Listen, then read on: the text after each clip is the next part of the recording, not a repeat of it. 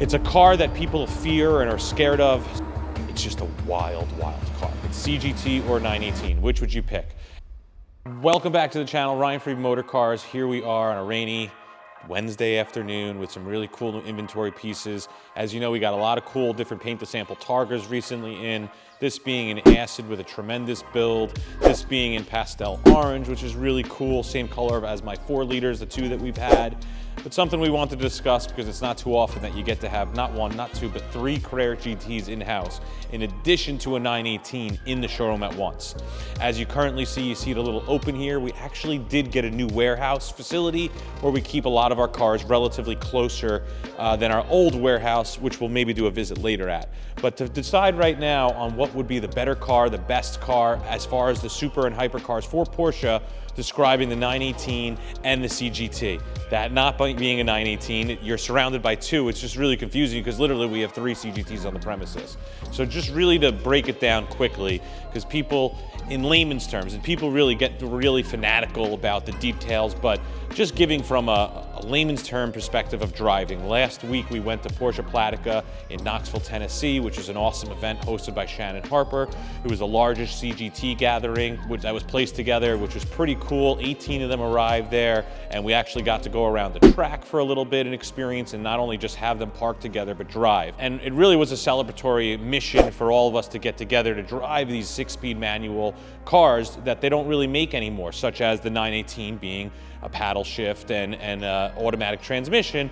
So what are the different experiences? So the 918 obviously is a much faster car. It's a hybrid. It's not a V10 like the CGT, it's a V8.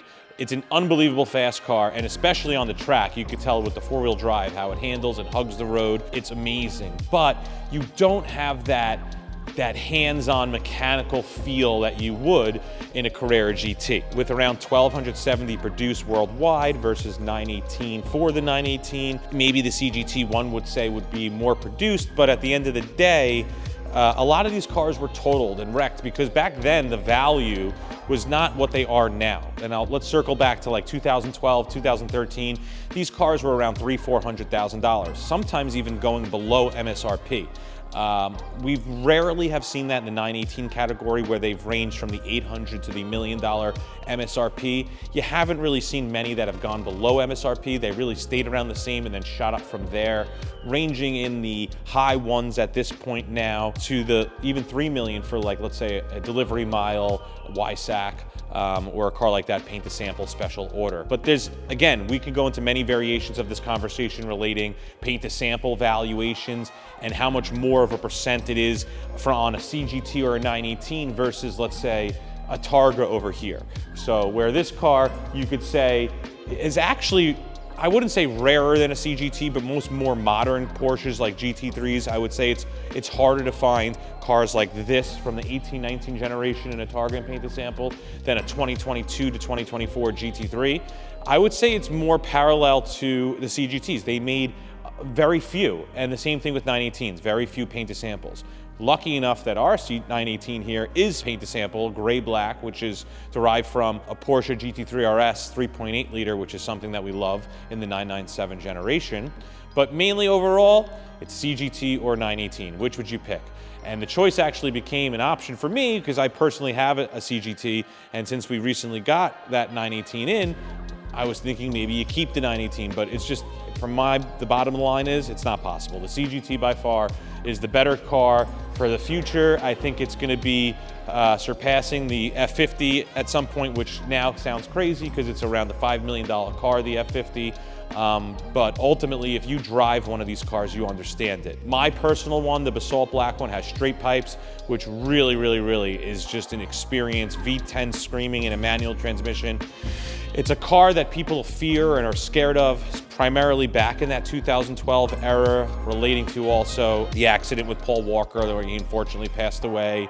And then people would say like, oh, it's a dangerous car, but it's really not. If you know what you're doing and you don't really use and abuse, take advantage of that car, it's great. Porsche also changed up certain aspects of the suspension with a recall and also included new tires in there that give it a much tighter grip on the road. And you really hear more people collecting them and barely using them. But then you have a generation that is using them, such as the guys that went to Porsche Plata and went out because it was pouring raining when we did that on the track and driving around. But ultimately, really, really awesome experience driving these cars. And today, where their value are is 1.5 to 2.5 million, makes it crazy. But if you look at the car, it makes sense. Like, I didn't believe when it was a $300,000 car that it made sense. It just does not look like a $300,000 car.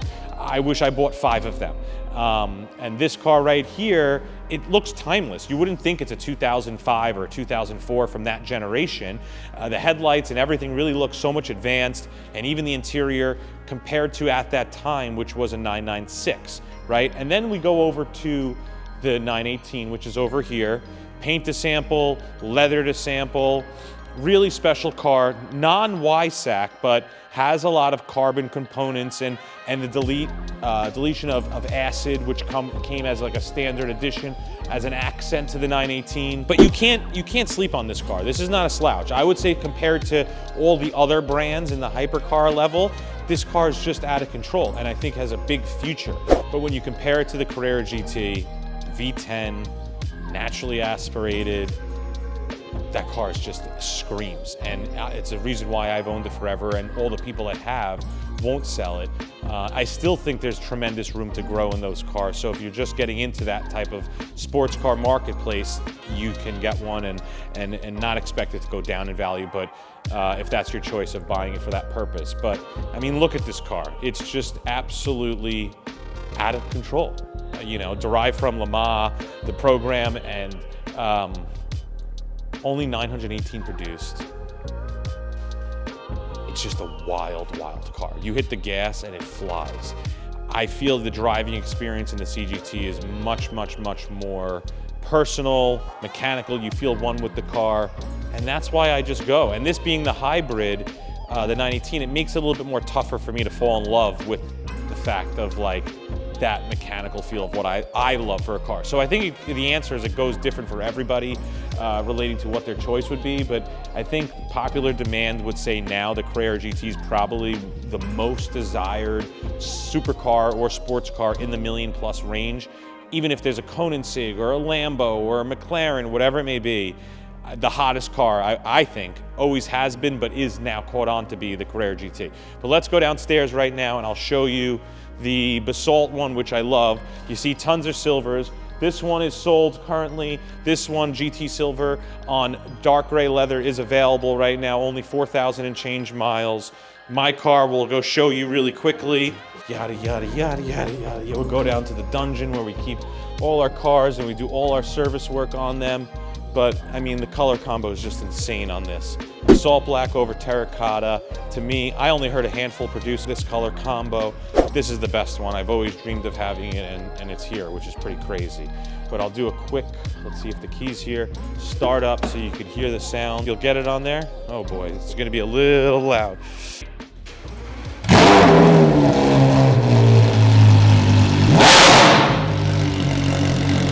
It's a little loud, right, Bruce? Even a customer thinks it's wild. This is out of control, but at the end of the day, like I said, I pick the CGT all day, every day. The look, the experience of it, even people from upstairs are coming down because they heard the bomb go off. What? It was not an earthquake, it was a Carrera GT quake. So now we got one 918 for sale. We're about to add the addition of magnesium wheels to the 918, which, by the way, I'll let you know, are about $60,000, which is kind of crazy, from Porsche. We actually found them in Europe for a lesser price, but bottom line is, if you're thinking about replacing the wheels, $60,000 is wild.